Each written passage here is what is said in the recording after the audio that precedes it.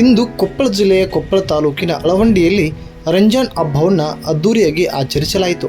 ಅಳವಂಡಿಯ ಮುಸ್ತಾಫ್ ಕಡಾರ್ ಇವರ ಮನೆಯಿಂದ ಜಾಮಿಯಾ ಮಸ್ಜಿದ್ನಿಂದ ಸಾಗಿ ಈದ್ಗಾ ಮೈದಾನದಲ್ಲಿ ಸಾಮೂಹಿಕ ಪ್ರಾರ್ಥನೆ ಮಾಡಲಾಯಿತು. ನಾಡಿನ ಸಮಸ್ತ ಬಾಂಧವರಿಗೆ ಪವಿತ್ರ ರಂಜಾನ್ ಹಬ್ಬದ ಹಾರ್ದಿಕ ಶುಭಾಶಯಗಳನ್ನು ಹಿಂದೂ ಮುಸ್ಲಿಂ ಬಾಂಧವರು ಪರಸ್ಪರ ಅಪ್ಪಿಕೊಳ್ಳುವ ಮೂಲಕ ಶುಭಾಶಯಗಳನ್ನು ವಿನಿಮಯ ಮಾಡಿಕೊಂಡರು. ತ್ಯಾಗ, ಪ್ರೀತಿ, ಸೌಹಾರ್ದತೆ ಸಂಕೇತವಾದ ಈ ಹಬ್ಬವು ಎಲ್ಲರಿಗೂ ಸುಖ ಸಂತೋಷ ಕರುಣಿಸಲೆಂದು ಪ್ರಾರ್ಥಿಸಿದರು. ಇದೇ ವೇಳೆ ಅಳವಂಡಿ ಗ್ರಾಮದ ಹಿಂದೂ ಮುಸ್ಲಿಂ ಬಾಂಧವರು ಉಪಸ್ಥಿತಿಯಿದ್ದು ಹಬ್ಬವನ್ನು ಯಶಸ್ವಿಗೊಳಿಸಿದರು. ರಂಜಾನ್ ಹಬ್ಬದ ಸಂಪ್ರದಾಯದಂತೆ 1 ತಿಂಗಳ ಕಾಲ ಮುಸ್ಲಿಮರು ಉಪವಾಸ ವ್ರತ ಆಚರಿಸುತ್ತಾರೆ. ಸೂರ್ಯೋದಯದಿಂದ ಸೂರ್ಯಾಸ್ತದವರೆಗೂ ಅನ್ನ ನೀರು ಬಿಟ್ಟು ಉಪವಾಸ ವ್ರತ ಆಚರಿಸುತ್ತಾರೆ. ಉಪವಾಸ ಅಂದರೆ ರೋಜಾ ಮಾತ್ರವಲ್ಲದೆ ದಾನ, ಜಕಾತ್, ನಮಾಜ್, ಕುರಾನ್ ಪಠಣ, ತರಾವಿ ಮೂಲಕ ದೇವರನ್ನು ಸ್ಮರಿಸುತ್ತಾರೆ.